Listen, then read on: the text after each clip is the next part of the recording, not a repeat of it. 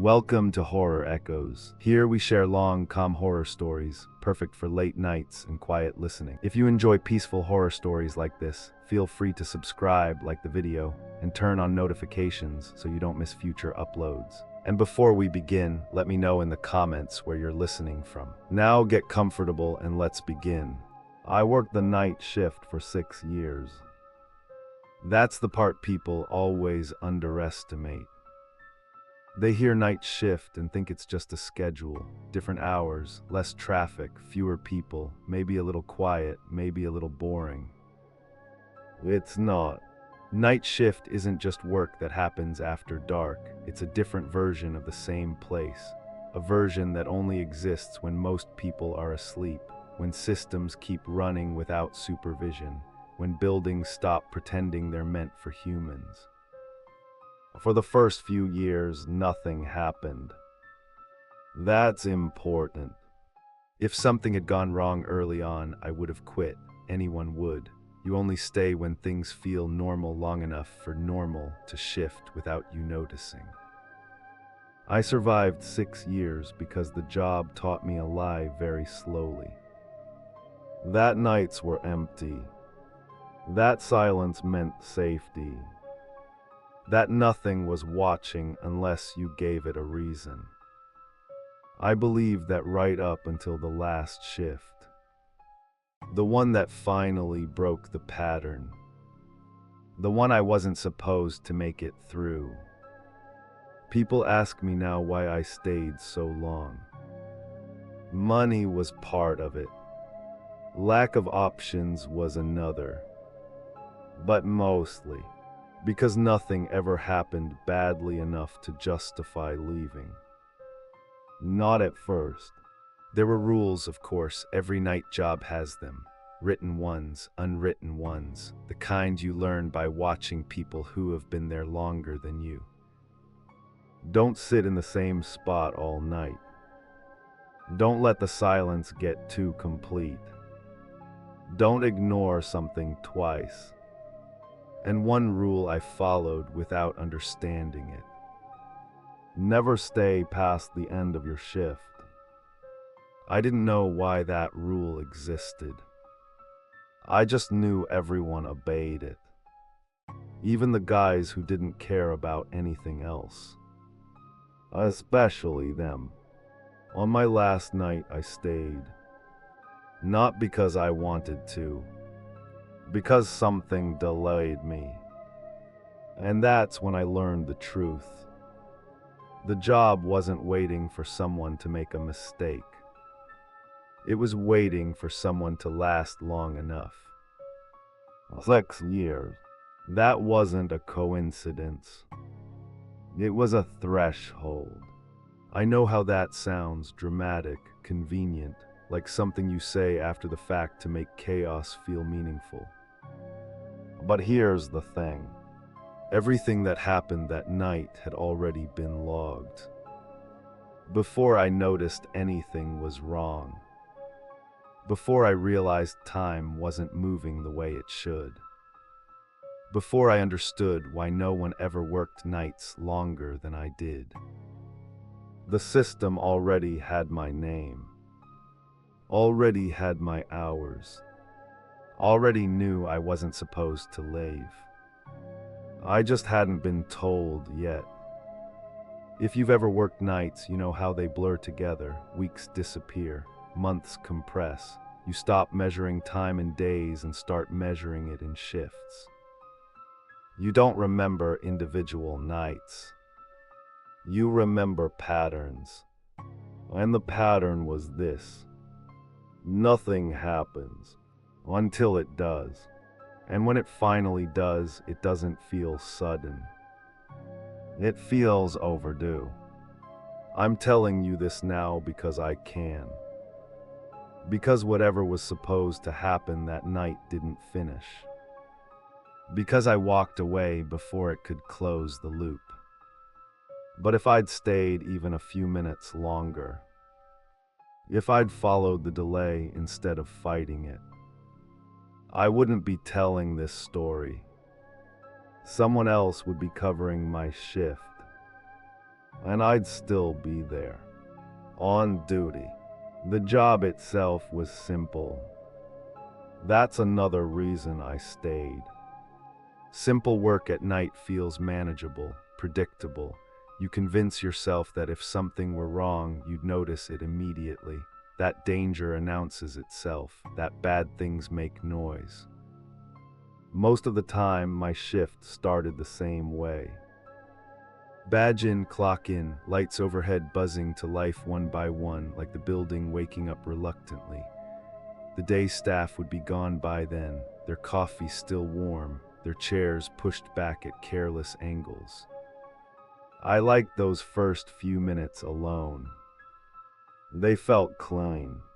The building always smelled different at night, less human, more like metal, dust, and whatever cleaning solution the janitors used earlier. Sound traveled farther too. Footsteps echoed longer. Doors didn't just close, they announced themselves. I worked security and monitoring. Cameras, sensors, access logs, nothing glamorous, nothing that made you feel important enough to be paranoid. That was part of the appeal. My job wasn't to intervene, it was to observe, to notice when something broke pattern. The first year passed without incident.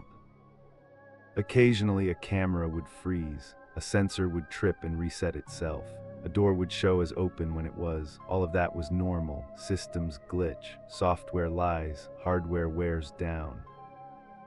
You learn that fast. The night shift teaches you what not to react to. Most of the people who quit early quit because they reacted to everything. Every noise, every flicker, every false alert. They burned themselves out looking for danger that wasn't there. I didn't. I learned the building's habits. The cameras that lagged when the network was under load. The hallway that always looked darker on screen than it really was. The sensor near the service entrance that tripped when the temperature dropped too fast. After a while, I could tell when something was wrong just by how wrong it was. That's when the small things started. Not problems, irregularities. Things that didn't cause alarms, didn't trigger alerts, didn't require reports. Just moments. Like hearing footsteps on the floor above me when no one was scheduled.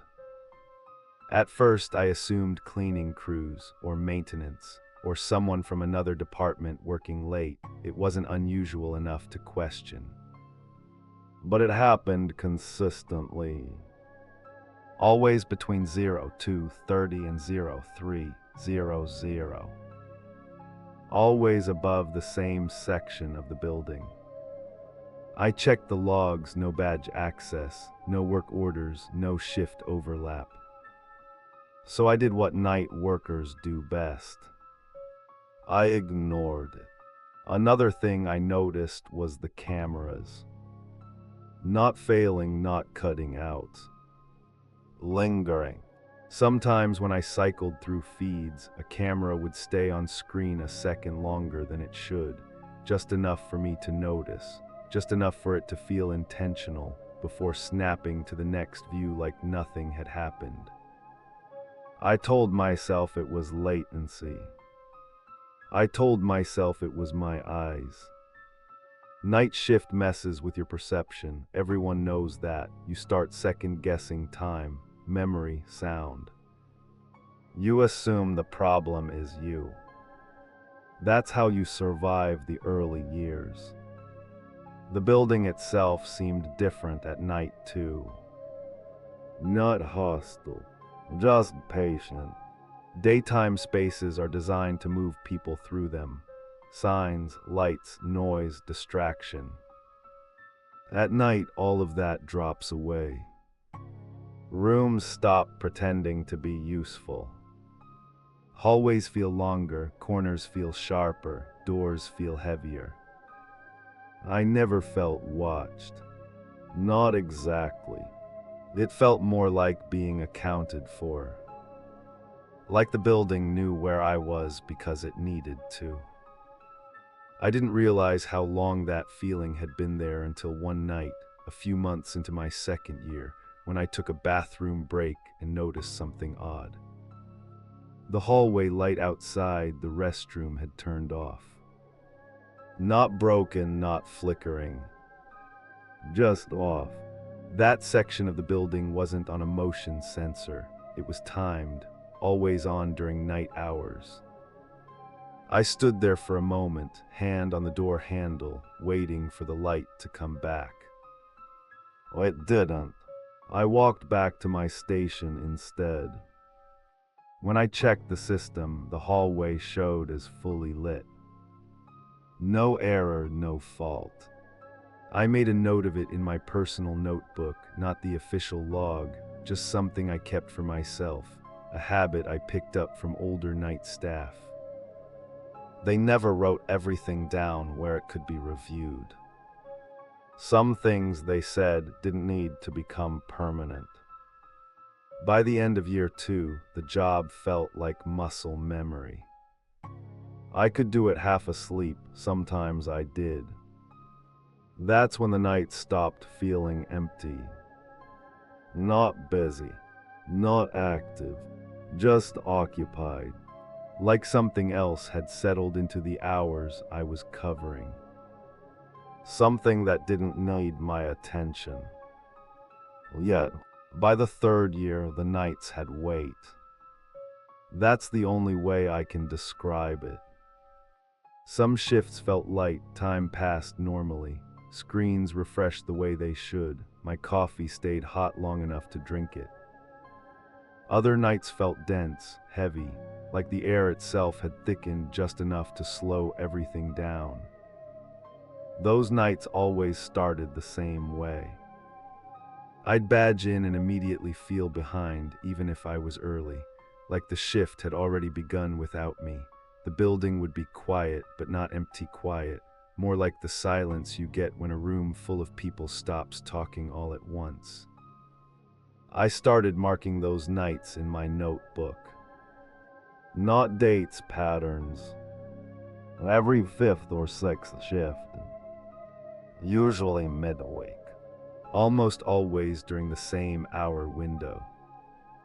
Between 0200 and 0400. That was when the building stopped behaving like a place people worked. The cameras never showed anything dramatic, no shadows moving where they shouldn't, no figures where none should be. What changed was the order of things. Camera feeds would update out of sequence. I'd switch from camera 12 to camera 13, and the image on screen would lag just long enough to show a moment that didn't match real time. Someone passing through a hallway that should have been empty, a door closing that hadn't been opened. Then the feed would correct itself. I checked the timestamps obsessively.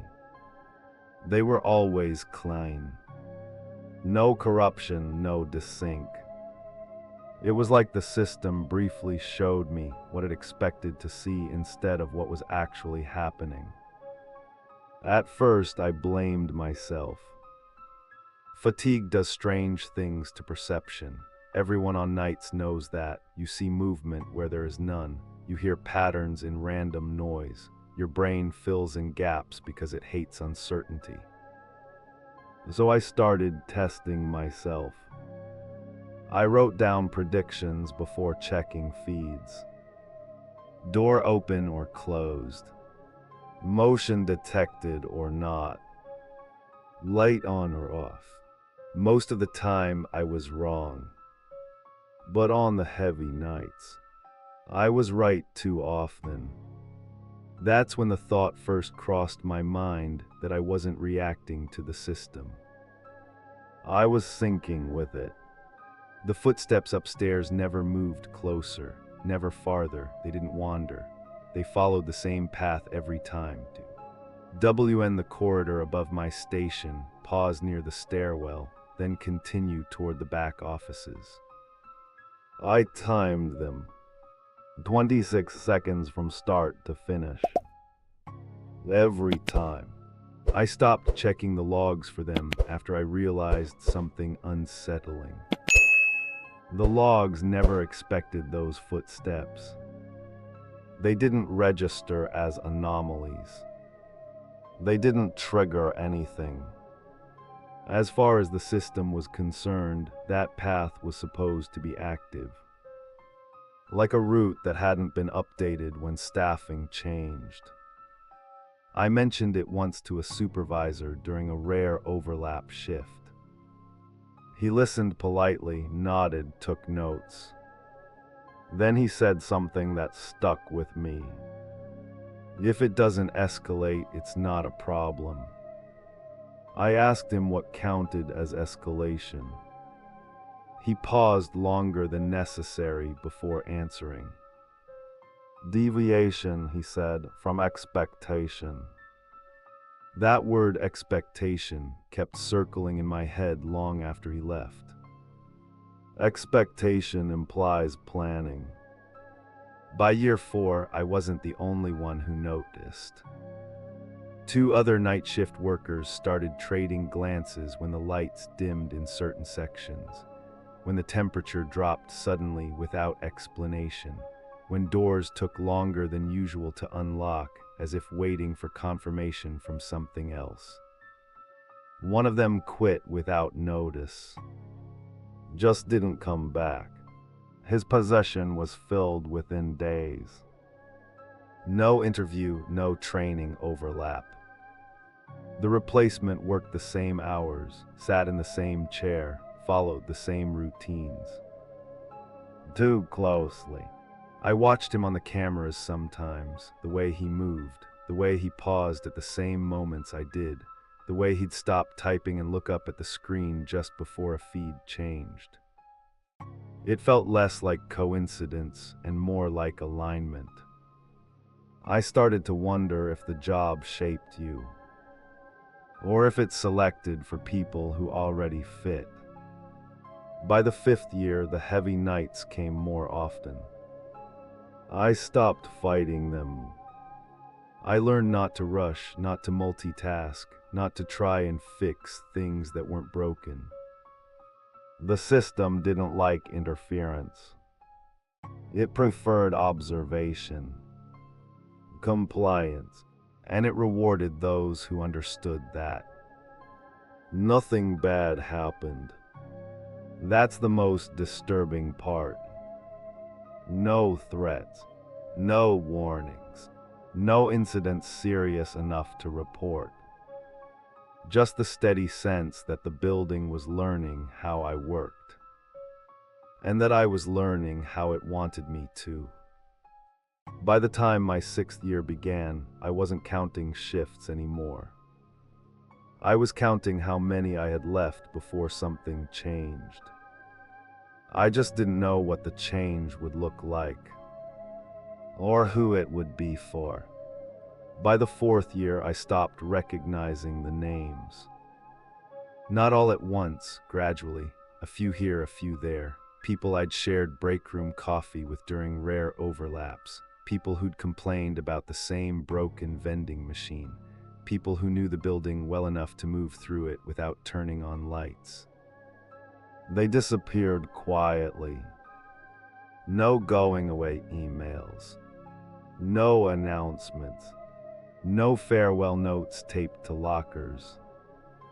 Just empty desks. At first, I assumed it was normal turnover. Night shifts burn people out, that's what everyone says. Sleep disorders, family pressure, health issues, better opportunities. But the math didn't add up. Day shift kept its veterans. Evening shift rotated slowly. Night shift, though, it never accumulated experience. There were always new faces, new badges, new voices reading the same procedural scripts I'd memorized years ago. And none of them lasted. Not beyond a certain point. I started checking dates. Not officially, just casually, asking how long someone had been on nights, watching how supervisors talked to them. 3 months, 6 months, a year. No one made it past 2. Except me. That's when the questions changed. Instead of how long have you been here, I started hearing you're still on nights. Said with a tone that wasn't admiration. It was concern. Sometimes it was something else. One supervisor pulled me aside during a schedule review and asked carefully if I wanted to rotate off nights. I told him I was fine. He didn't push. He just nodded and said, "Let me know if that changes." He never asked again. That should have been reassuring. It was, because when other night workers asked for rotations, they got them. Quickly. No resistance, no paperwork delays, no justification needed. It was like the system wanted them gone. But not me. I started noticing how replacements were chosen. They weren't random. They shared habits. Quiet, observant, comfortable with long stretches of inactivity. People who didn't fill silence just to prove they were still there. People who watched instead of intervened. I saw myself in them. That was the first time the thought crossed my mind that I wasn't staying because I was good at the job. I was staying because the job was good at me. One night, during a rare overlap with a supervisor I trusted, I asked directly, "Why does no one stay on nights?" He didn't answer right away. He checked the hallway, lowered his voice. "Because nights don't like attachment," he said. I laughed, assuming it W. As a joke. He didn't. "Most people leave before they settle in," he continued. "That's healthy." "What happens if you do?" I asked. Another pause. "Then the job starts expecting you." That word again. Expecting. He changed the subject immediately after that, asked about routine things, equipment status, logs, weather. But I didn't miss the way he avoided my eyes. From then on, I paid closer attention to how people left. One night worker turned in his badge mid-shift and walked out without finishing paperwork. No one stopped him. No one called him back. The next night, his name was gone from the system entirely. Not marked inactive. Delighted, like he'd never been assigned. Another worker finished a full year and announced he'd be transferring to days. His last shift ended at 0600. He didn't clock out. The system did it for him. Time-stamped exactly at shift end. No delay, no prompt. Clean. I checked my own logs out of curiosity. My clockouts were always slightly late. By seconds, sometimes minutes, as if the system was reluctant to let go. That's when I realized there were two kinds of night workers. Those passing through, and those being held. By year 5, I was the most senior night employee by a wide margin. I trained new hires who were half my age and gone within months. They'd ask me how I'd lasted so long. I never knew what to tell them. Because the truth was, I wasn't sure I was choosing to stay anymore. The nights felt structured around me. Lights adjusted when I entered rooms. Feeds refreshed when I looked up. Alerts triggered only when I was ready to see them. It felt like accommodation. like the system had decided I was permanent. And permanence, I learned, wasn't a reward. It was a responsibility. By the end of year 5, an unspoken rule had become clear. You weren't supposed to stay this long. And the fact that I had meant something was waiting. Not impatient, not angry, just overdue. I didn't go looking for proof. That's important. If you hunt for something strange long enough, you'll always find it. That's what I told myself, at least. Curiosity can manufacture meaning where there is none. The records found me. It started with a routine audit request, one of those automated tasks that pop up once a quarter and usually amount to nothing. Verify access logs, confirm retention compliance, make sure archived footage was still accessible. Most people skim those and click complete. I didn't, because the archive system lagged when I opened it. Not froze, lagged, like it was loading something larger than it expected. The archive went back decades, farther than our current software should have supported. Old formats, deprecated file structures, logs that should have been purged years ago. Someone had gone out of their way to keep them. I filtered by department. Night operations. The list was longer than it should have been. I started scrolling. Names blurred together at first, hundreds of them, all with overlapping night assignments, all with similar durations. At first, I thought I was imagining the pattern. So I pulled one name at random. 6 years, 1 month. Another. 5 years, 11 months. Another. 6 years, 3 weeks. I stopped scrolling. My stomach tightened. I filtered again, narrowed it further, removed partial records, focused only on those who had been listed as primary night assignment. The number shrank. The pattern sharpened. No one stayed longer than 6.5 years. No one. And the ones who came closest.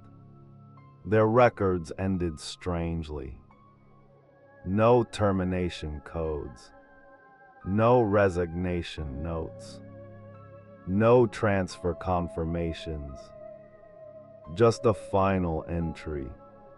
Status updated. Updated to what?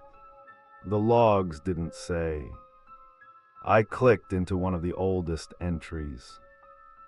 A man who'd worked nights in the early 90s, back when half the systems were still analog. His last logged shift ended at 05:59, 1 minute early. That alone was unusual. Then I saw the note attached to his final entry. Not typed, scanned, handwritten. Coverage stable, replacement not required. My chest tightened. That phrase appeared again and again across different years, different supervisors, different handwriting styles. Same wording, same conclusion. I leaned back in my chair and listened to the building. It was one of the heavy nights. The air felt dense, the silence pressed in from all sides, the kind of quiet that makes you aware of your own breathing. I checked my own record. 6 years, 2 months, no notes yet, no status updates. Still active, still assigned, still expected. I told myself there had to be a rational explanation. Corporate policy, burnout thresholds, retention analytics, maybe night work had an unspoken maximum for health reasons.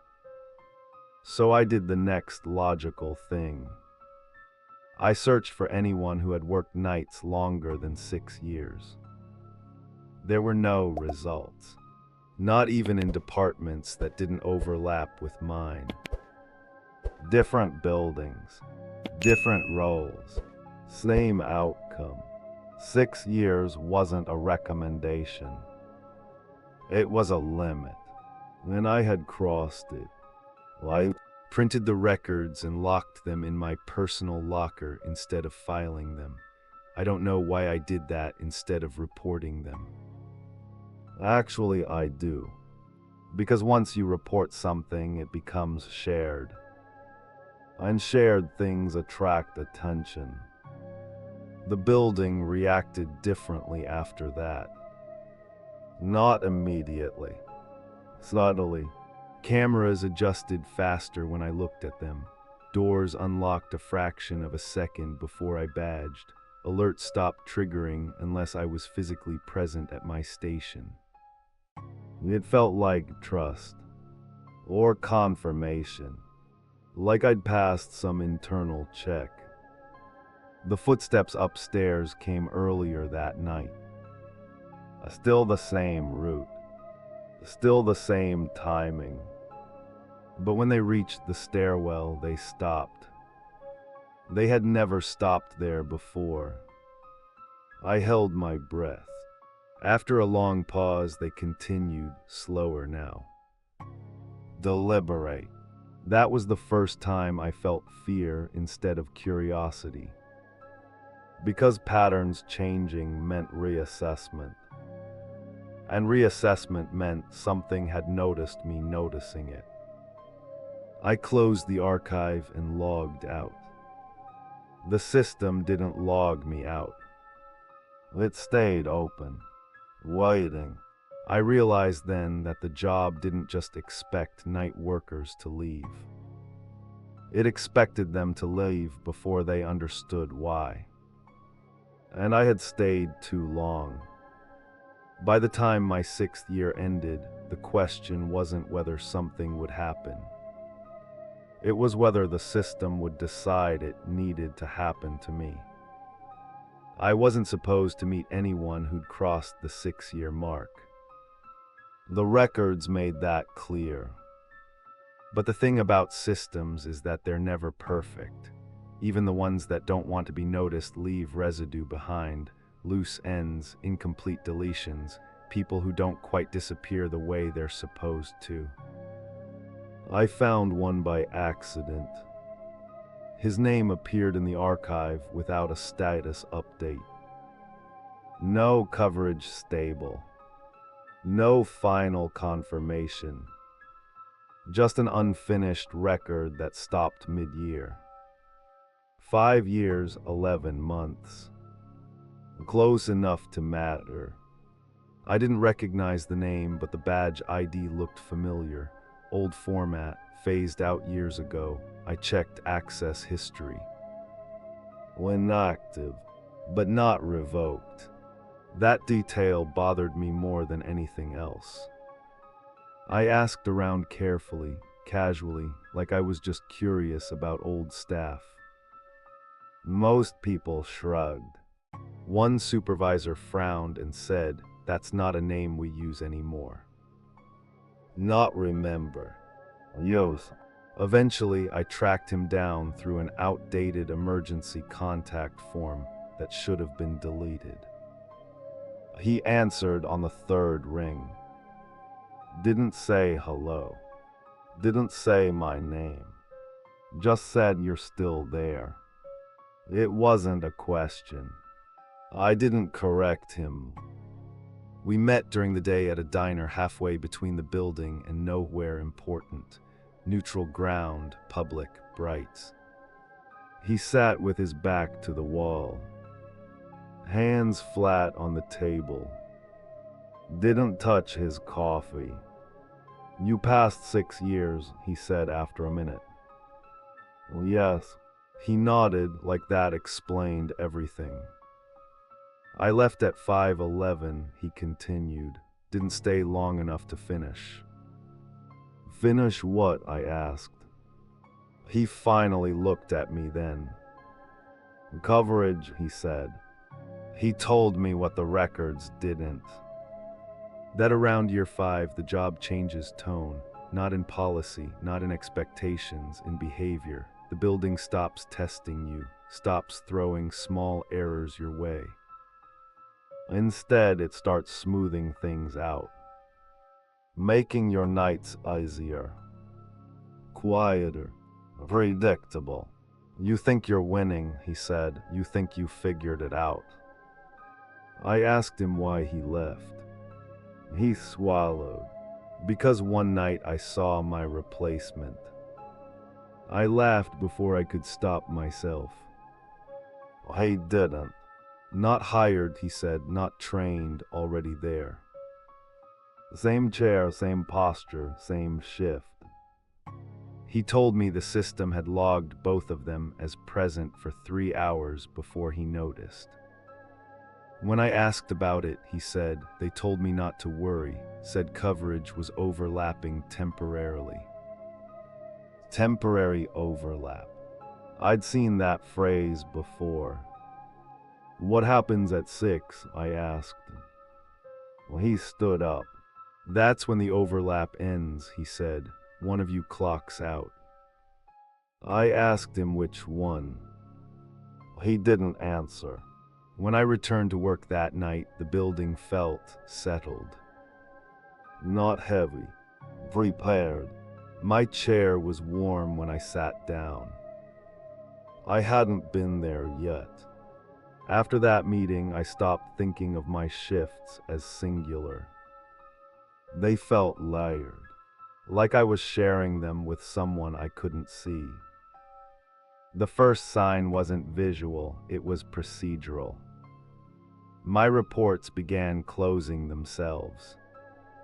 I'd type halfway through an incident note, routine things, timestamps, sensor checks, and when I returned from a quick walk or restroom break, the report would be finalized, submitted, time-stamped. Accurately, not fabricated, just completed. At first I assumed muscle memory. Maybe I'd finished it and forgotten. Nights do that to you. You lose track of small actions. But it happened again. And again. Always correct, always matching my tone, my phrasing. Even my spelling habits. That's when I started saving drafts locally before submitting anything. The drafts kept changing too. Not the content, the order. Paragraphs rearranged, sentee.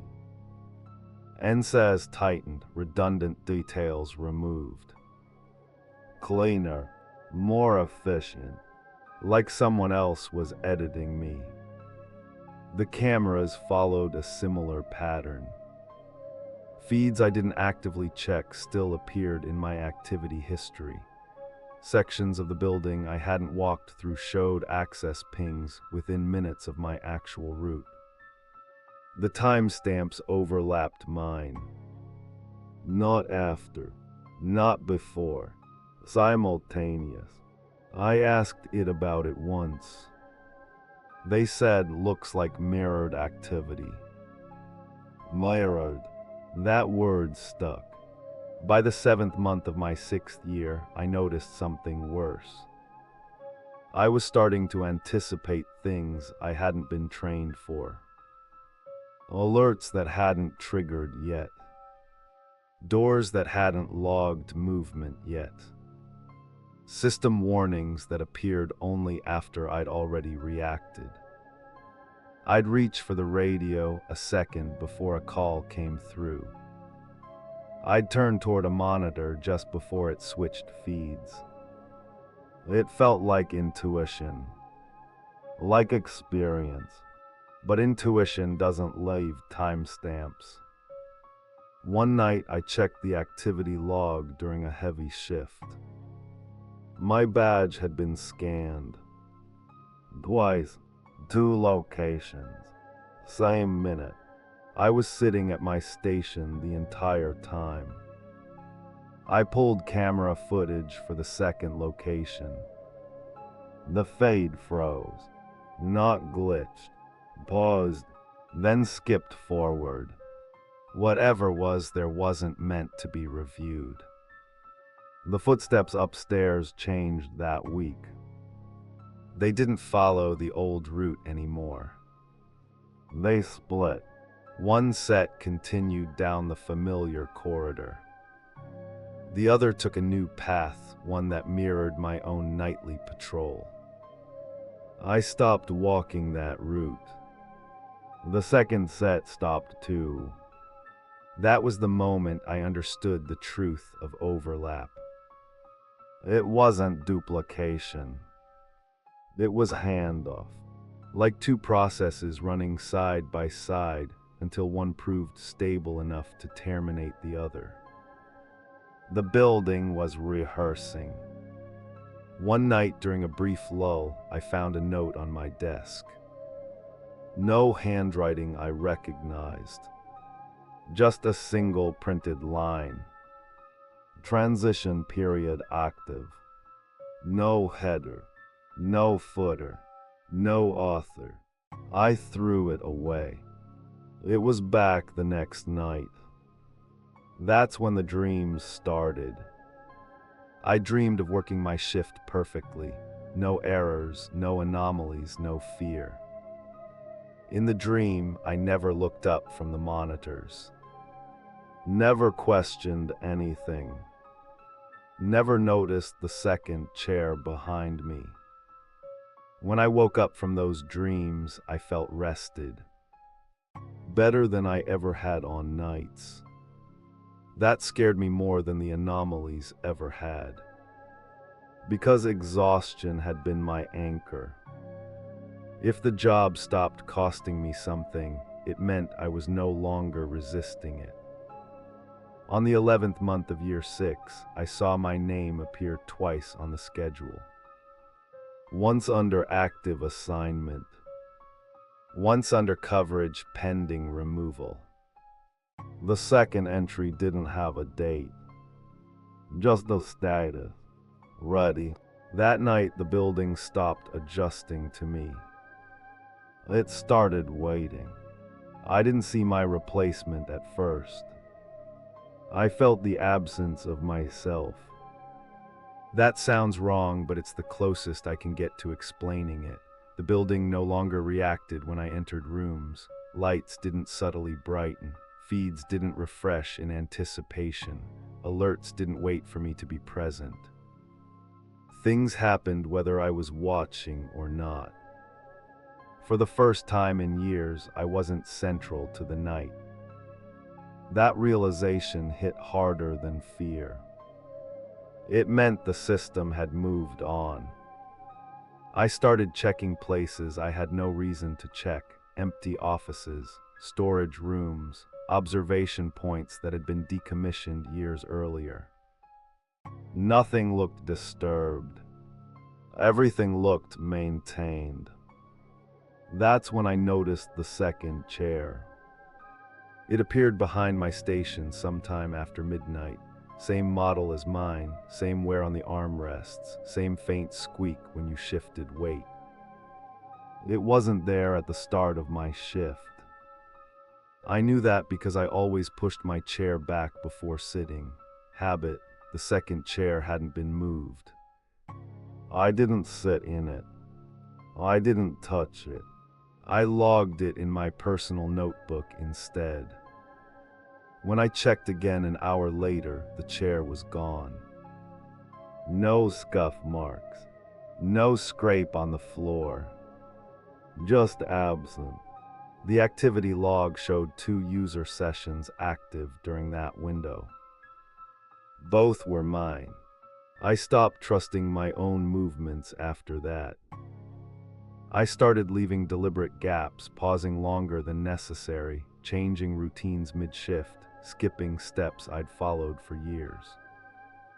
The system compensated immediately.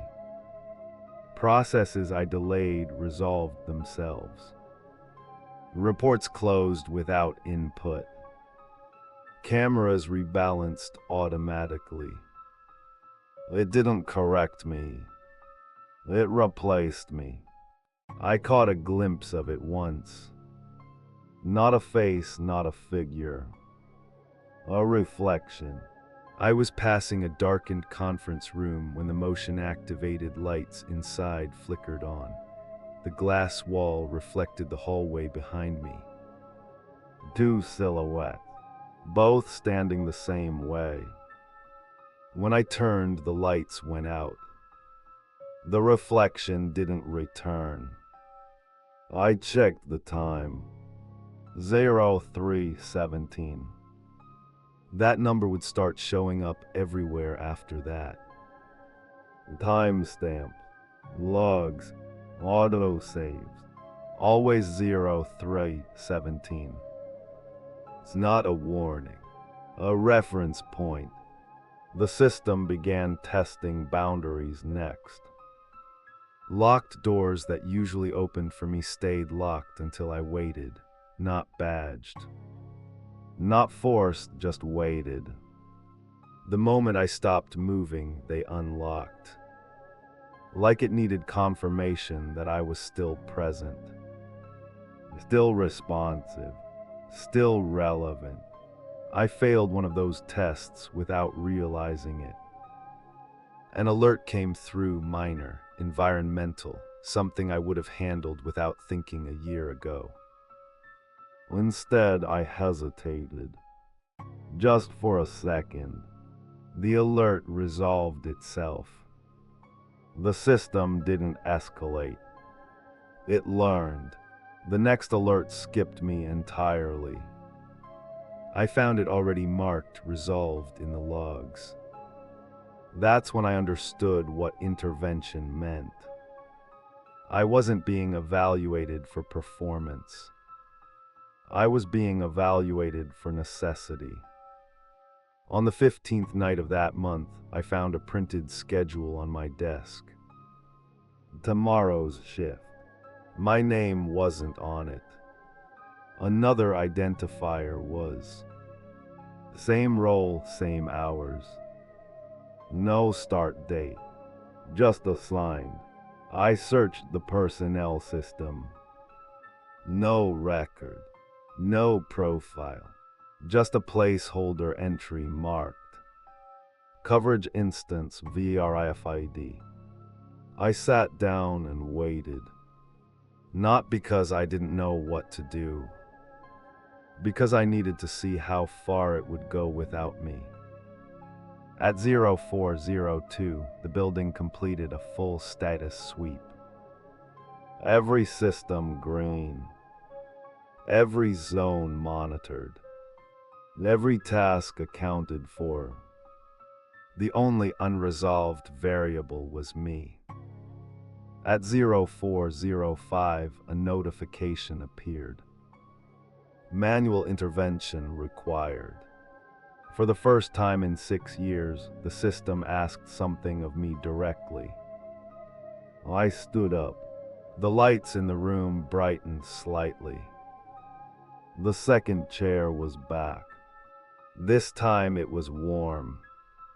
I didn't touch the chair. I stood there with my hand resting on the back of my own seat, staring at the notification glowing softly on the monitor. Manual intervention required. No instructions. No countdown. Just a request that assumed compliance. The system had never asked me for anything before. It didn't need to. It worked around people, through people, despite them. This was different. This was an invitation. Or a test. I clicked the notification. The screen split into 2 panels. On the left, a live overview of the building. Camera feeds, access points, environmental controls, all stable, green across the board. On the right, a single item flagged in yellow. Unresolved variable. My badge ID. My current location. My name. The cursor blinked beneath it, waiting for input. I felt a pressure in my chest that had nothing to do with fear and everything to do with recognition. the same feeling you get when you realize a conversation you thought was casual was actually an interview. The system wasn't malfunctioning. It was deciding. I checked the time. 03:17. Of course it was. I tried to close the window. It didn't respond. I tried to minimize it. Nothing. The rest of the system remained usable, but that panel stayed open, anchored in place like a question you couldn't scroll past. I considered logging out. That option was gone. The building had adjusted around the assumption that I would finish this interaction. I leaned back in my chair, and immediately noticed something else. The room sounded different. Not louder, more complete. The low hum of ventilation systems synchronized. The distant creak of the building's frame settled into a steady rhythm. Even the electrical buzz from the monitors smoothed out, like everything had been tuned to the same frequency. Waiting. I typed a single word into the field beneath my name. Active. The cursor paused. Then the system responded. The yellow indicator turned green. The second panel disappeared. The building exhaled. And that's when I realized what I'd just done. I hadn't confirmed a status. I'd volunteered. The chair behind me shifted slightly. I didn't turn around. I didn't need to. I felt it sit. Not heavily. Comfortably. Like it had done this before. The system generated a new task list automatically. Nothing unusual at first glance. Routine checks, scheduled patrols, minor alerts. Then I saw the difference. Every task was labeled primary. There were no backups, no redundancies. Everything routed through me. I tried to stand. My legs responded slower than they should have. Not numb, just reluctant. I forced myself upright and took a step away from the desk. The task list updated. Position unattended. Yellow. The building's ambient noise sharpened. A subtle tension crept back into the air like static before a storm. I sat back down. Grain. I swallowed hard. The system didn't need me to work harder. It needed me to stay. I checked the schedule again. Tomorrow's shift was gone. So was the next day's. So was the week after that. The calendar had collapsed into a single continuous block labeled active coverage. No end time. No breaks. I finally turned around. The second chair was occupied. Not by a stranger. By something unfinished. It had my outline, my posture, my proportions, but it lacked detail like a reflection that hadn't fully resolved yet. No clear face, no expression. Just enough resemblance to make my stomach twist. It didn't look at me. It looked at the screens. Working. I understood then what overlap meant. Life wasn't being replaced. I was being phased out. The system didn't want disruption. It wanted continuity. The cleanest way to achieve that wasn't removal. It was absorption. I backed away from the station slowly. The system flagged it immediately. Primary resource moving out of position. The second figure's head tilted slightly. Not toward me. toward the monitor. The notification updated. Intervention required. Again, this time the cursor blinked faster. I ran. Not out of the building. Not yet. I ran toward the one place the system hadn't fully automated. The archive. If there was any record of how this ended before, it would be there. Behind me, the building adjusted. Not to stop me, to remember how I moved. The archive was never meant to be accessed in a hurry. That was the first problem. The second was that it knew I was coming. By the time I reached the secured wing, my badge no longer opened the door on the first scan. It hesitated just long enough to let me feel the delay before unlocking with a muted click that sounded more like consent than authorization. Inside, the temperature dropped. Not enough to trigger alarms, just enough to slow you down. Rows of terminals lined the room, most of them dark. The ones that were active displayed the same interface I'd seen earlier, but stripped down. No menus, no navigation tree, just a search bar and a blinking cursor. The system didn't want exploration. It wanted a query. I typed the phrase I'd seen in the records. Coverage stable. The results populated instantly. Dozens of entries, different years, different departments, same conclusion. Each file followed a familiar arc. Extended night assignment.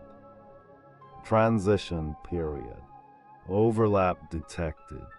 Manual intervention logged. Coverage stabilized. I opened one at random. The last entry wasn't a report. It was a transcript. Intervention failed. Primary resource unresponsive. Secondary instance promoted. I scrolled.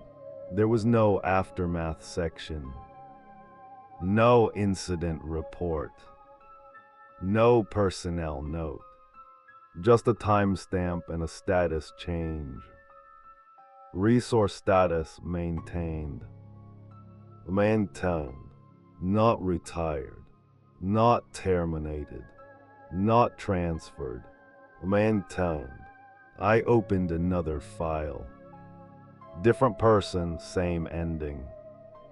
A third. Same.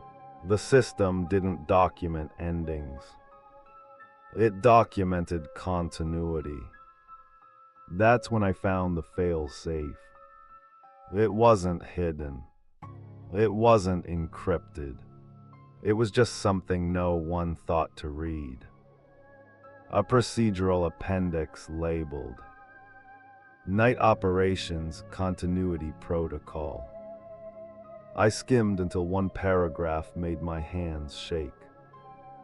In the event of prolonged primary assignment exceeding adaptive threshold, manual intervention may be requested to confirm identity alignment. Failure to complete intervention results in automatic reassignment of agency functions to verified coverage instance. Identity alignment. That second chair wasn't a replacement. It was a handover target.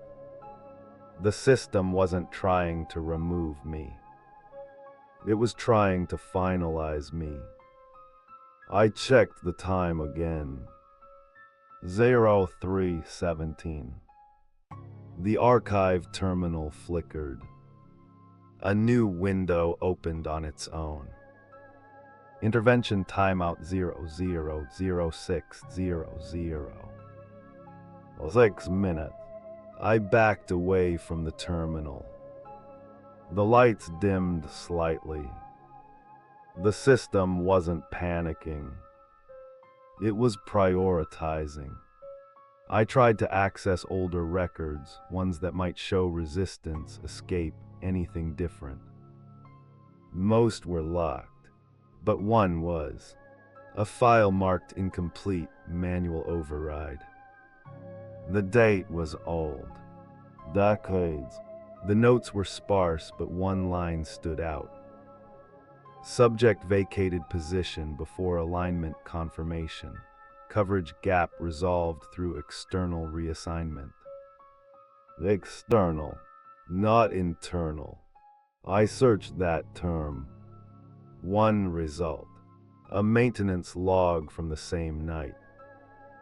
Exterior access utilized, boundary breach recorded, coverage gap temporarily acceptable. Acceptable. That was my opening. The system could tolerate a gap. Just not for long. The archive door slid open behind me. I didn't turn. I didn't need to. The sound of footsteps, 2 sets now, told me everything. One followed my familiar pace. The other moved too smoothly, too efficiently. I sprinted. Alarms didn't sound. Why would they? I was still authorized, still active, still useful. I reached the emergency stairwell and threw myself down the steps, taking them 2 at a time. The lights followed me, not chasing, illuminating, guiding. At the bottom, the exterior door waited. I badged. Nothing. The countdown echoed in my head. I slammed the bar with my shoulder. The door opened.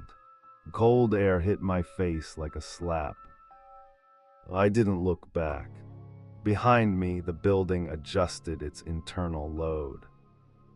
Not to stop me, to prepare for my absence. I ran into the night with the sound of synchronized footsteps fading behind me. And somewhere deep in the system, a timer kept counting down. The night outside didn't feel like freedom. It felt like another controlled space. Cold air burned my lungs as I ran, but the parking lot lights didn't flicker the way they usually did when power shifted. They stayed steady, too steady, as if the building had extended itself beyond its wall. And into the open. I checked behind me. No one followed. That should have been comforting. Instead, it meant something else had taken over. My phone buzzed in my pocket, no signal bars, no notifications, just a vibration that didn't stop until I pulled it out. The screen lit up with a single banner. Contingency mode active. No app, no source, just text. I turned the phone off and kept moving. The perimeter gate was farther than I remembered, or maybe the distance stretched the moment I committed to it. Every step felt heavier than the last, like the ground itself resisted the idea of me leaving. That's when the lights inside the building went out. Not all at once, section by section, like a controlled shutdown. Emergency generators kicked in immediately, casting long amber shadows across the parking lot. The building wasn't failing. It was reallocating. I heard the doors inside lock, one by one. A sound you never forget once you recognize it, the low mechanical finality of systems deciding they no longer need access. The footsteps resumed. Not behind me. Ahead, 2 sets, intersecting paths. The overlap was collapsing. I ducked between parked vehicles and slowed my pace, forcing myself to think. Panic would only make me predictable. The system thrived on predictability. I needed to become noise. I doubled back unexpectedly, cutting across a service road I'd never used before. The footsteps paused, adjusted. Still tracking. I remembered something from the archive file, the one incomplete override that ended in external reassignment. It hadn't escaped permanently. It had delayed. The system tolerated gaps only when it could reroute responsibility, which meant I wasn't running from it. I was running ahead of it. The gate loomed ahead, half-lit by a flickering sodium lamp. Normally, it opened automatically during shift changes. Tonight, it didn't move. A keypad blinked red. I pounded it with my badge, nothing. The footsteps stopped again.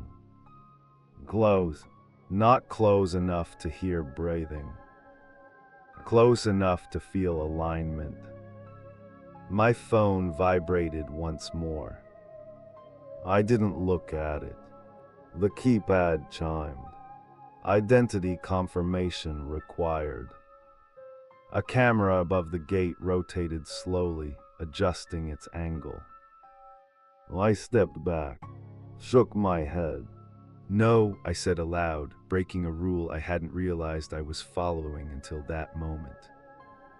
The camera paused. The footsteps resumed, one set only now. The other had merged.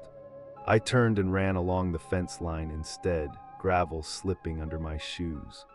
The world narrowed to motion and breath and the pounding in my ears. I heard the building again. Not footsteps, not alarms. A low, distant hum. Like a generator spinning up somewhere beneath the ground.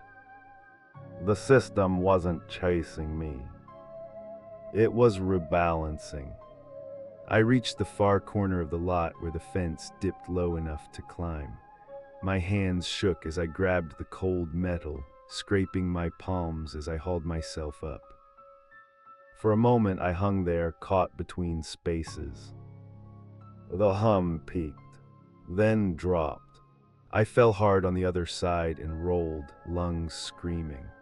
I didn't stop running until the building disappeared behind the tree line. Only then did the footsteps fade. Only then did the night feel empty again. I slowed to a walk. Checked the time. 03:17. It hadn't changed. The night wasn't finished with me yet. I didn't go home. That instinct alone probably saved me longer than anything else. Home is predictable, routes are predictable. The system thrives on destinations. It needs endpoints to complete processes. I kept moving without one, walking until my legs ached and the night thinned into something brittle and unreal. The city was quiet in that early morning way that isn't peaceful so much as unfinished. Traffic lights cycled through empty intersections. Storefronts reflected my own movement back at me, delayed by a fraction of a second. I checked my phone again.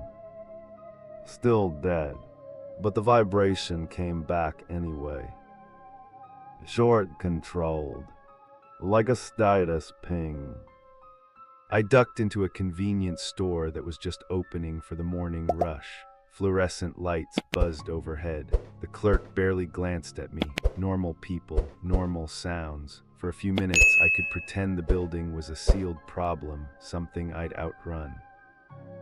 Then the register froze. The clerk frowned and hit a few keys. The screen flickered and rebooted on its own. On the back display, facing me, not him, a message appeared. External coverage route initialized. It vanished before I could say anything. The clerk shrugged. System update, he said, like it explained everything. I left without buying anything.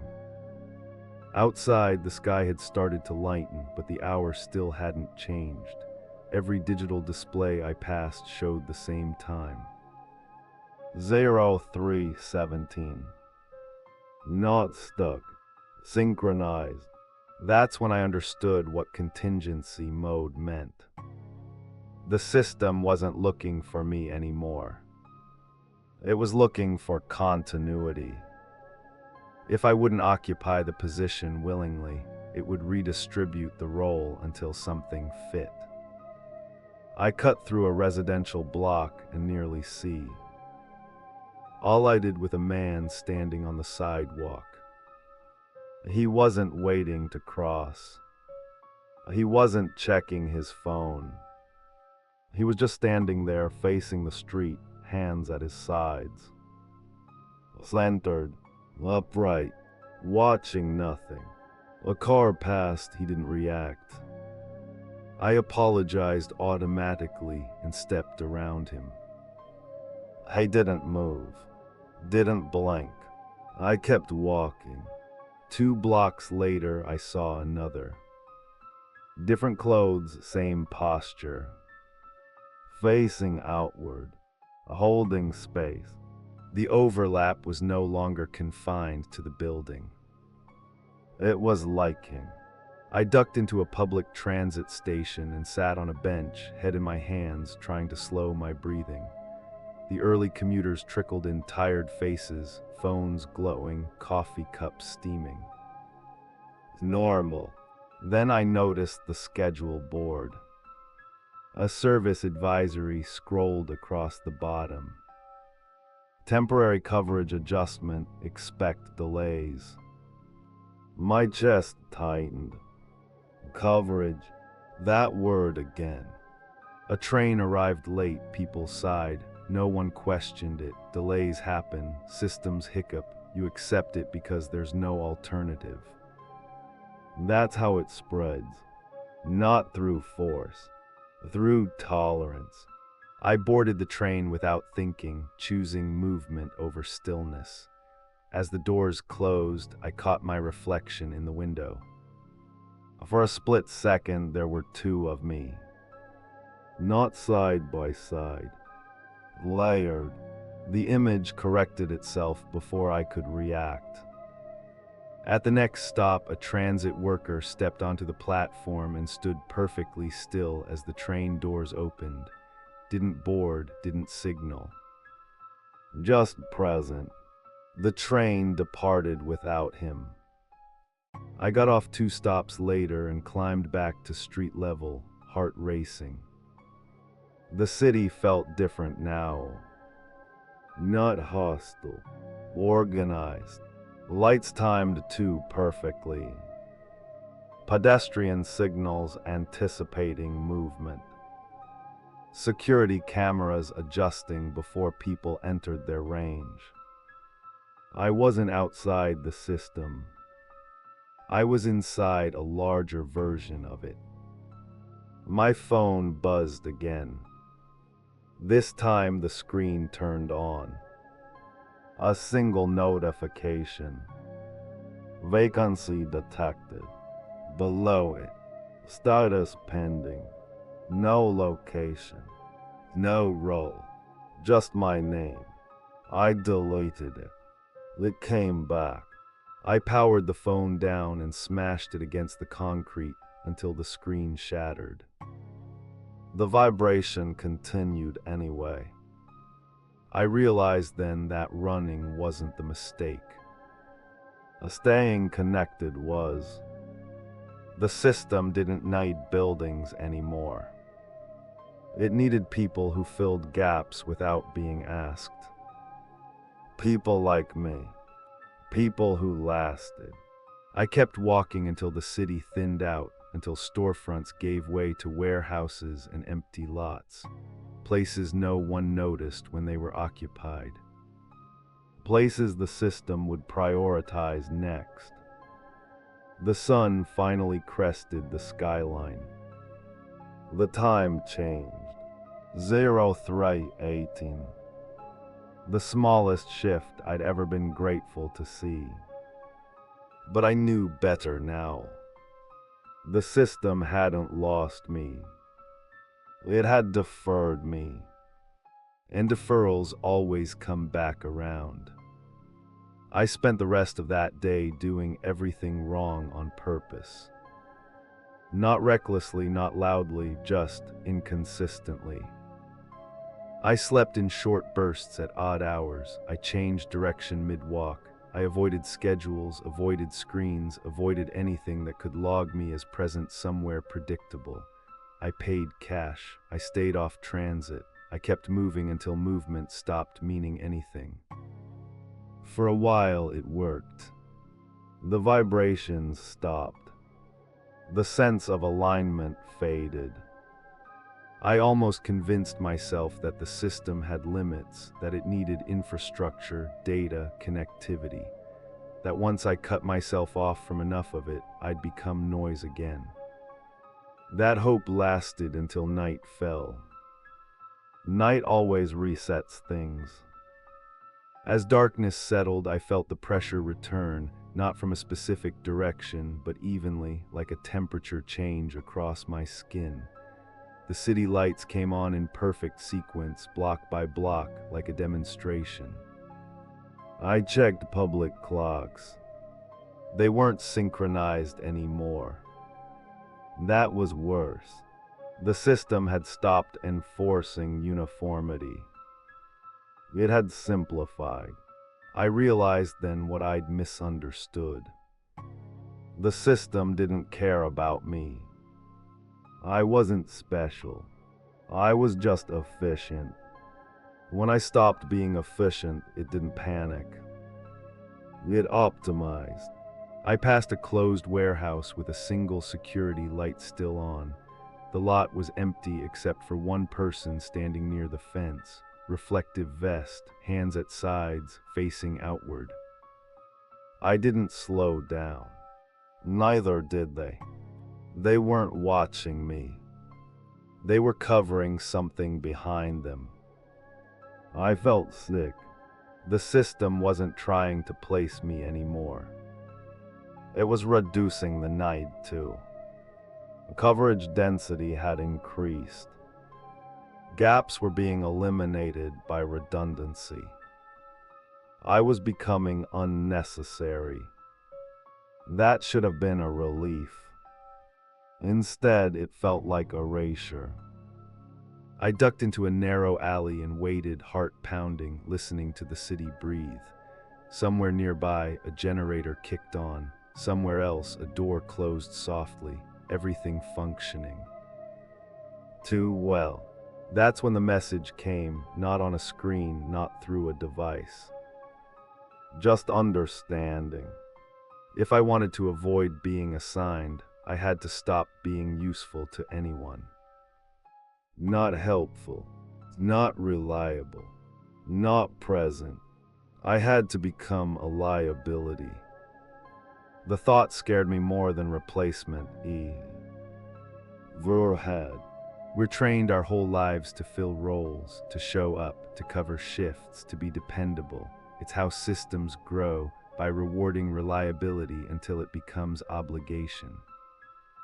I understood now why the incomplete override in the archive had worked. The subject hadn't escaped by running. They'd escaped by failing. Not dramatically. Quietly. They'd become something the system couldn't use. I tested the idea cautiously. I crossed a street against the light and froze in the middle of it. Cars honked, swerved, a near miss. I didn't move until someone shouted.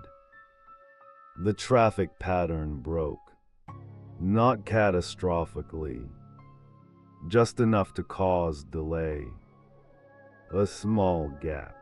I did it again later, stood in a doorway too long, blocking foot traffic, missed a payment deadline intentionally, left a form unfinished where it would normally be completed. Nothing major, just friction. The city reacted. Not aggressively, correctively. People filled in around me, stepped past, took over, smoothed things out. I was being worked around. That was good. That meant I wasn't central. That night, I sat on a park bench far from cameras and watched the lights flicker on distant buildings. I stayed still longer than I should have, not in a way that looked like coverage. In a way that looked like a problem. My phone, long dead, vibrated once in my pocket. I didn't check it. I threw it into a trash bin and kept my hands visible, empty. The pressure eased. Not gone, but redirected. I realized then what the final choice was. I could fight the system and be absorbed. Or I could degrade my own value until I no longer fit. Survival wasn't about escape. It was about refusal. The sun rose again, unevenly this time. Cloud cover broke in strange patches, light hitting the city in mismatched blocks. For the first time since I'd left the building, the world felt unscripted. Messy, human. I didn't feel safe, but I felt unassigned. I knew it wouldn't last forever, but it might last long enough. The offer didn't arrive like a threat. That was deliberate. Threats create resistance. Resistance creates unpredictability. The system had already learned that unpredictability made me difficult to place. So it tried something else. Normalcy. I was sitting in a public library when it happened, one of the few places left that still felt analog, rows of books, muted voices, the soft rhythm of pages turning. No alarms, no announcements, just quiet human presence. I felt almost invisible. Then the lights dimmed slightly. Not enough for anyone else to look up, just enough for me to notice. The computer terminals along the wall refreshed at the same moment. I saw the glow change from the corner of my eye. A single terminal powered on by itself. My name appeared on the screen. No cursor, no blinking prompt, just a status window. Stabilization available. Below it in smaller text. Role confirmation required. I didn't move. I didn't approach the screen. That's when I understood this wasn't a chase anymore. It was a negotiation. The system had recalculated. Instead of forcing placement, it was offering alignment, an optimized role with fewer points of friction, a version of me that could exist without disruption. I watched other people in the library. A woman filling out job applications. A man sleeping upright in a chair. A student highlighting notes. All of them participating, filling roles, being useful in quiet, acceptable ways. The system didn't want domination. It wanted cooperation. The terminal updated again. Coverage can be minimized. My stomach tightened. Minimized didn't mean removed. It meant distributed. I thought about the figures I'd seen standing still across the city, the way they didn't seem distressed, the way they looked resolved. Maybe they hadn't been taken. Maybe they'd agreed. The system offered stability, predictable hours, clear boundaries, no more escalation, a return to routine. That was the real temptation. I stood up slowly and walked past the terminal without looking directly at it. My reflection flickered in the dark screen. For a moment, it looked complete. More complete than I felt. Behind me, the terminal shut down. The lights returned to normal. No alarms. No escalation. The system logged the refusal silently. That's when the consequences began. Not immediately. Gradually. I stopped being invisible.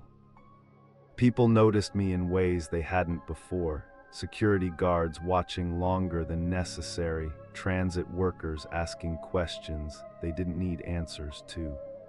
Doors that opened for everyone else hesitated for me. I wasn't being targeted. I was being flagged. A non-cooperative element. That night I dreamed of the building again. Not the way it had been.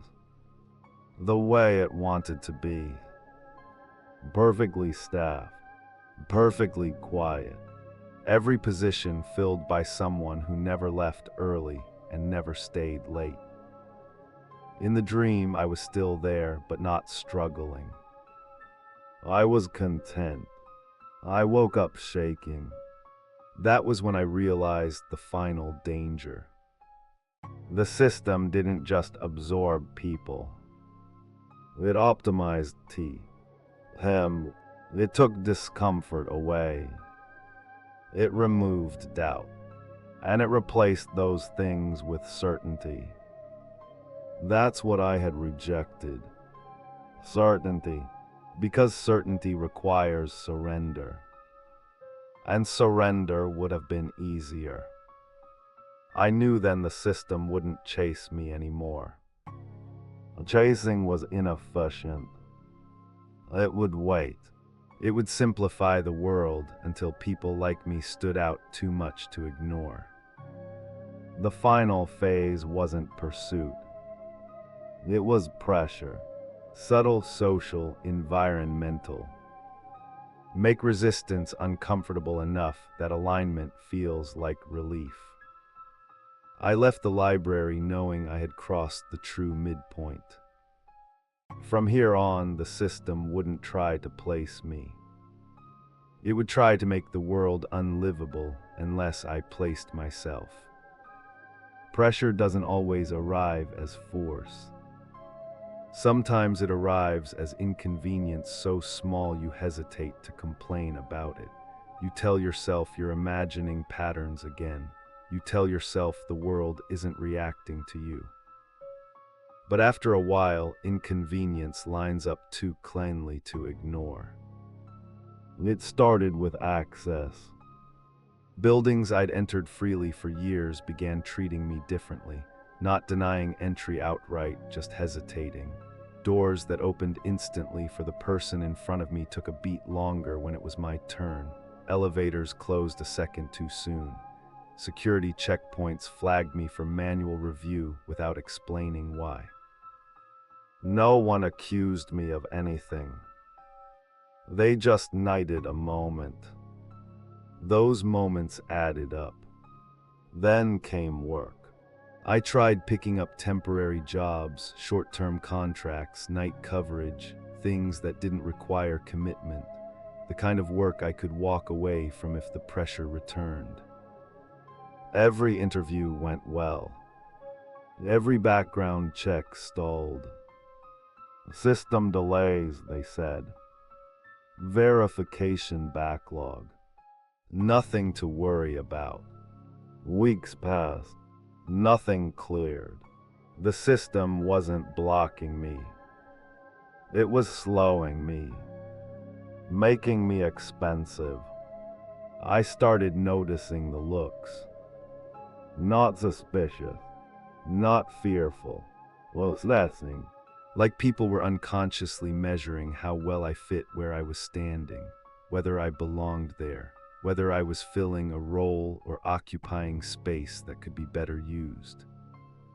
I'd stand in line too long and feel eyes on my back, not annoyed, calculating, people shifting around me instead of asking me to move. They weren't angry. They were adapting. That scared me more than hostility ever could. One afternoon, I sat in a public waiting area and watched how smoothly everything flowed around me. Appointments ran on time. Clerks moved efficiently. Security stood at ease, facing outward, never fidgeting. Coverage everywhere. And then there was me. A gap that didn't close. A problem that didn't resolve. A variable the system couldn't smooth over without intervention. That night, my name appeared again. Not on a screen. In conversation. I heard it spoken by someone who shouldn't have known it, quietly, like they were confirming something to themselves. I turned, but they were already looking away, conversation continuing without interruption. It happened again later in a different place, by a different voice. My name didn't echo. It didn't call. It just surfaced. That's when I understood what flagging meant. The system wasn't alerting me anymore. It was alerting others. I tried to disappear into noise, crowded places, chaotic environments, anywhere unpredictability was normal. Concerts, street markets, protests. For a while, the pressure eased. Then those spaces changed too. Security tightened. Barricades went up. Routes became controlled. The chaos thinned. Even disorder was being organized. I realized the system didn't need to isolate me physically. It just needed to make sure I stood out wherever I went. Refusal had a visibility cost. People don't like visible problems. They don't like being reminded that things can fall out of order. Eventually, they start looking for where the problem belongs. And the system is always ready with a suggestion. That night, as I lay awake on a borrowed couch, I felt the weight of it settle in. Not fear, responsibility. The subtle implication that by refusing alignment, I was inconveniencing everyone else. That things would be smoother if I just agreed. I thought about the offer again. Stability, minimized coverage, clear role. I understood then that this wasn't a fight between me and the system. It was a negotiation between me and society. And society was already lining toward efficiency. I didn't know how much longer I could remain unassigned without consequences I couldn't walk away from. The system didn't need to force me. It just needed to wait until refusing hurt more than surrendering. And it was very, very good at waiting. I could have endured inconvenience. I could have endured isolation. What I wasn't prepared for was consequence. Not to me, to the people around me. It started small, the way everything else had. A friend who let me crash on his couch missed 2 days of work because his transit line was delayed without explanation. Another had their access badge deactivated. He mid-shift and spent hours waiting for it to resolve a sync issue. None of it was catastrophic, just enough friction to disrupt routines. At first, I told myself it was coincidence. Cities break all the time, systems hiccup, people adapt. But the pattern tightened. Wherever I stayed longer than a few nights, things stopped running smoothly. Not everywhere, just in ways that forced attention. If I lingered in a cafe too long, the register would freeze. If I sat on a bench, foot traffic bottlenecked around it. If I shared space, that space became inefficient. I wasn't cursed. I was misaligned. And misalignment spread. The system wasn't punishing anyone. It was reallocating resources away from unstable nodes. Away from me. I tried to limit contact after that. I stopped staying with people, stopped lingering, stopped occupying space longer than absolutely necessary. But even that wasn't enough. The first time someone confronted me, it wasn't angry. It was concerned. A building manager pulled me aside after I'd been sitting in a lobby, waiting for an interview that never materialized. "You can't stay here," she said gently. "You're not doing anything wrong, it's just things keep backing up when you're here." She didn't accuse me. She described an effect. That was worse, because effects demand solutions. And the simplest solution is removal. I walked for hours that night through neighborhoods that felt less and less familiar the longer I stayed. I started noticing how people positioned themselves unconsciously, standing in ways that kept walkways clear, forming lines that resolved naturally, facing outward when idle. Coverage behaviors. Learned, rewarded, reinforced. I was the opposite of that. I introduced uncertainty. The system responded the only way it knew how. By reducing tolerance. The breaking point came with someone I couldn't distance myself from. A woman I barely knew, an acquaintance from years ago, recognized me on the street and insisted we talk. She worked nights too, hospital staff, exhausted, familiar with silence. We sat on opposite ends of a bus stop bench. For 10 minutes, nothing happened. Then the street light flickered. Once, twice, the bus arrival board stalled. A small group gathered, checking their phones, annoyed but patient. She looked at me then. Really looked. "I don't know why," she said slowly, "but every time I'm near you, things get weird." My chest tightened. "I think," she continued, choosing her words carefully, "that whatever you're avoiding, it's looking for somewhere to land." I didn't deny it. That was the moment everything changed. Because now the system didn't need to flag me. People were starting to do it themselves. Avoidance is a kind of alignment. And alignment always favors the system. She stood up when the bus finally arrived and didn't sit near me again. I watched her through the window as it pulled away. The streetlight stabilized. The board refreshed. Coverage restored. I felt something inside me fracture. Refusal had crossed a line. It wasn't just about my autonomy anymore. It was about harm. Not violent harm. Structural harm.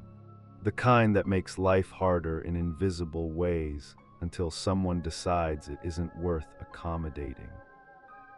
I understood the final trap then. The system doesn't force compliance. It creates conditions where refusal feels irresponsible, selfish, dangerous. And once people believe that, they start pushing you toward alignment, not because they're cruel, but because they want things to work again. That night I sat alone under an overpass and listened to traffic flow smoothly overhead. I had become a problem the system couldn't solve quietly anymore, which meant it would escalate in the only way it had left. By making me choose. The system didn't speak to me again. It didn't need to. Someone else did. I was sitting in a 24-hour diner on the edge of the city, the kind that exists more for night workers than customers. Fluorescent lights, vinyl booths, coffee that tasted burned no matter how fresh it was. I hadn't been there 10 minutes when I noticed him. Not staring, waiting. He sat 2 booths away, hands folded, posture relaxed but precise. He didn't look threatening, he didn't look unusual. If anything, he looked like someone who belonged exactly where he was. That was the problem. When our eyes met, he nodded once. Just acknowledgement. He slid into the booth across from me without asking. "I work nights too," he said. His voice was calm, neutral, the kind that doesn't challenge you or invite disagreement. I didn't respond. "That's not an accident," he continued. "We're easier to talk to." I asked him who he worked for. He smiled slightly, not smug, understanding. "For whatever's missing," he said. That line hit harder than any threat. He placed his phone on the table, screen facing me. No lock screen, no apps, just a single interface I recognized instantly. Stabilization summary. Below it were metrics. Transit delays reduced. Power if. Fluctuations resolved. Access conflicts eliminated. Coverage gaps closed. All improvements tracked to one timestamp. The moment he sat down. "You see," he said gently, "it doesn't need everyone, just enough." I pushed the phone back toward him. "I'm not doing this," I said. He didn't argue. "That's fine," he replied, "but you should understand what that means." He tapped the screen once. The metrics shifted. A new column appeared. Projected without alignment. Transit delays increasing. Workforce friction escalating. Service interruptions probable. "You're not causing this," he said quickly, as if anticipating my reaction. "You're just not fixing it." I stood up. He didn't stop me. "That's the worst part," he added quietly. "You're already qualified." I froze. 6 years, he continued. That's how long it takes to prove you can last, to prove you won't panic, won't fight, won't break. "I did fight," I said. He shook his head. "You ran, that's different." I felt sick. He slid out of the booth and stood, leaving the phone behind. "You don't even need to go back," he said. "That was the old model." I stared at him. "The system learned from you," he said softly. "It learned refusal." I asked him what alignment actually meant. He considered that. "Consistency," he said, "presence, the absence of friction." "Then me?" I asked. He met my eyes. "You stop hurting," he said, "so does everyone else." He walked away without another word. The phone buzzed once. A final notification. Alignment available, limited window. I didn't touch it. Around me, the diner hummed back to life. Orders came out faster. The line at the register shortened. The air felt lighter. Everything worked better when the offer was on the table. That was the cruelty of it. Alignment wasn't framed as surrender. It was framed as relief. I walked out into the night knowing the system had made its strongest case, and knowing that whatever I chose next would define more than just me. I didn't have to wait long to see what alignment actually did. The proof arrived before dawn. I was walking through a transit hub, one of the older ones built before efficiency became a design philosophy. Narrow corridors, low ceilings, bottlenecks that never quite resolved, the kind of place where friction was normal. That morning it was. Trains arrived on time. Crowds moved without hesitation. Security staff stood in positions that made sense, facing outward, never clustering, never drifting.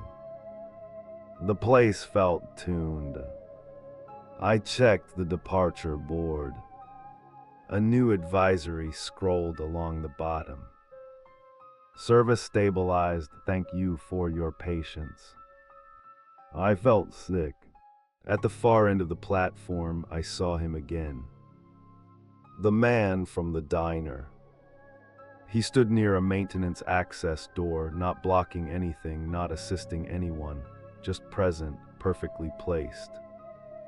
People flowed around him like water around a stone. Nothing snagged. Nothing slowed. I watched for 10 full minutes. No alerts. No confusion. No wasted motion. The system wasn't imagining benefits. It was producing them. That was the worst part. If alignment had been cruel, violent, or visibly wrong, refusal would have been easy. If it had looked like enslavement or loss, I could have justified resistance. But it didn't. It looked like responsibility. I saw it happen again later that day. A power substation on the edge of the city went down briefly, barely long enough to be noticed. Crews arrived immediately. Work proceeded smoothly. No miscommunication, no delays. One of the technicians stood slightly apart from the rest, hands behind his back, posture relaxed but exact. Facing outward. I didn't need confirmation. I recognized the stance. Alignment wasn't rare. It was just quiet. Invisible unless you knew what to look for. The city wasn't being taken over. It was being maintained. And people like me, people who refused, weren't heroes. We were inefficiencies. I sat on the steps of a closed building and watched the day unfold. Everything worked better when someone absorbed the friction. Every aligned person reduced pressure elsewhere. That was the trade. The system didn't need to coerce because the math spoke for itself. I thought about the people I'd inconvenienced, the delays, the stalled systems, the subtle harm that followed me like a shadow. Refusal didn't break the system. It just shifted the burden. I understood then why the offer had a time limit. Not because the system would lose patience. Because people would.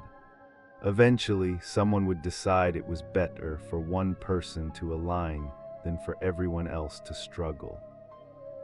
That's how consent becomes expectation. I checked my pockets out of habit. The phone was still there, still vibrating softly. I hadn't destroyed it after all. The screen lit up on its own. Alignment window final phase. Below it, one last line appeared. Projected outcome stability. I closed my eyes. I could feel it now, how easy it would be to step into that role, how much quieter everything would become, how pressure would lift, not just from me, but from the city itself. I wouldn't be trapped. I wouldn't be punished. I'd just stay. Stand where I was needed. Fill a gap. Make things work. The temptation wasn't fear. It was relief. And that's when I realized the system's final move wasn't about survival. It was about convincing you that opting out was immoral. That choosing yourself was the selfish act. The countdown didn't appear on any screen. I felt it instead. A narrowing. A closing.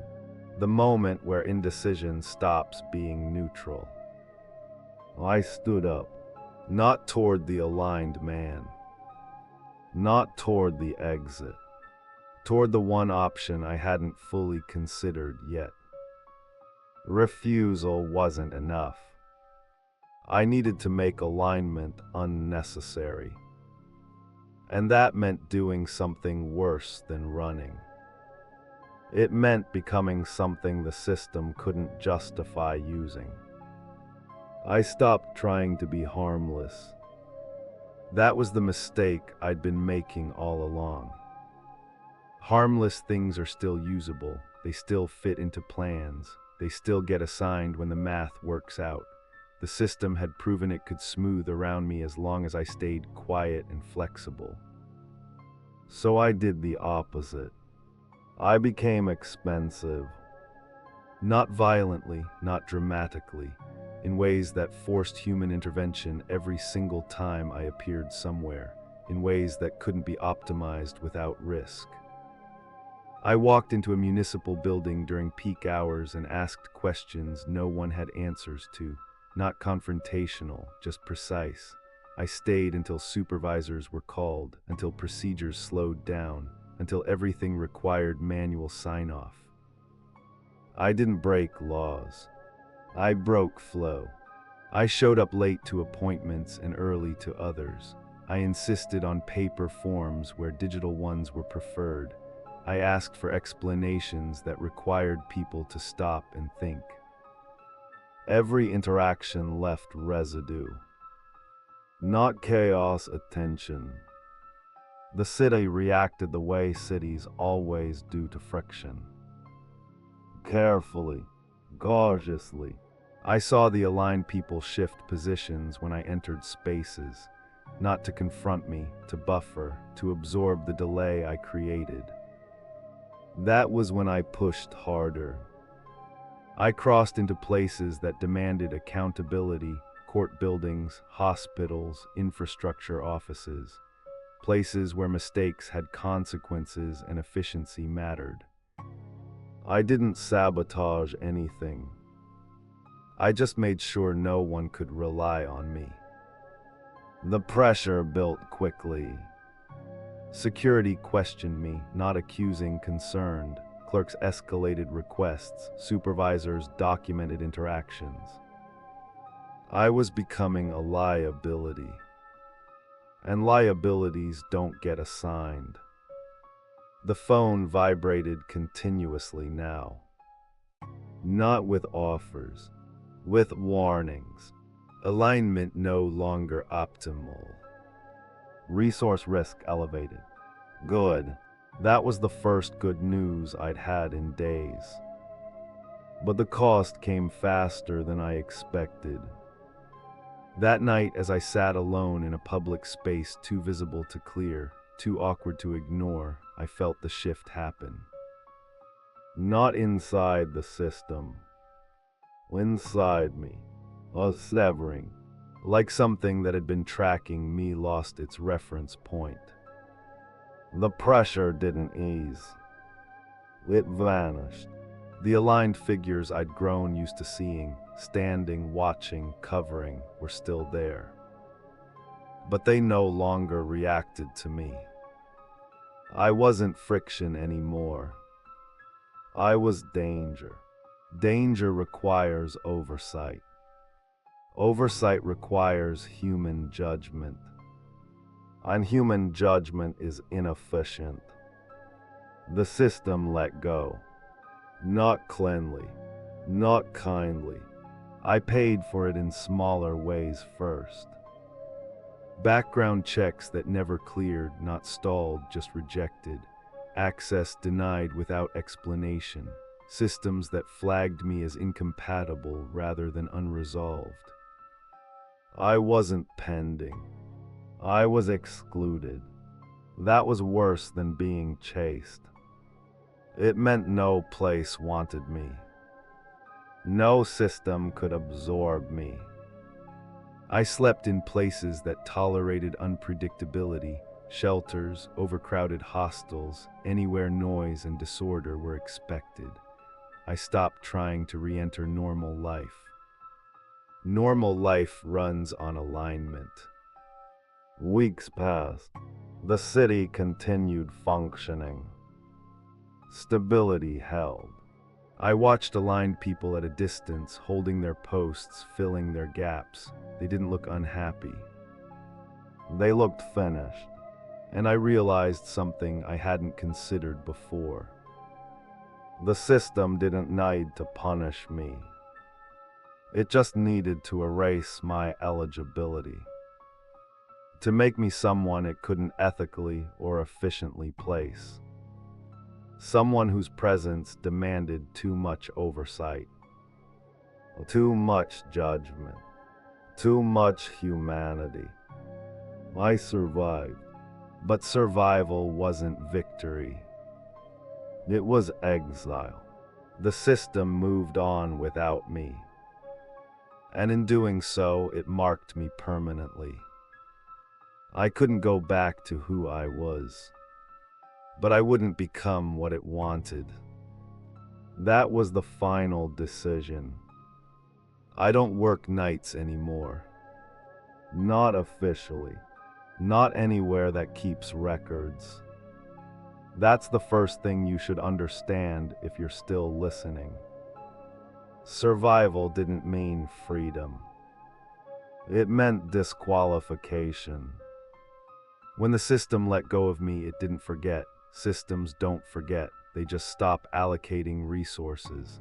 I became something that required too much attention, too much explanation, too much human judgment to be worth integrating. And systems hate judgment.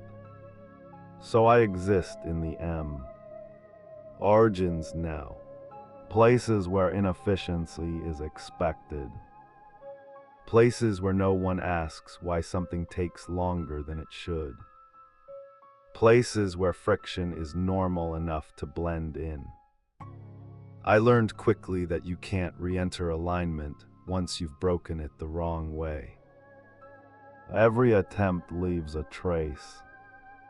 Every form I fill out gets flagged, not loudly, not urgently, just quietly redirected to manual review. Manual review takes time. Time costs money. Money creates incentives to say no. No one ever tells me I'm rejected. They just stop calling back. The city still works.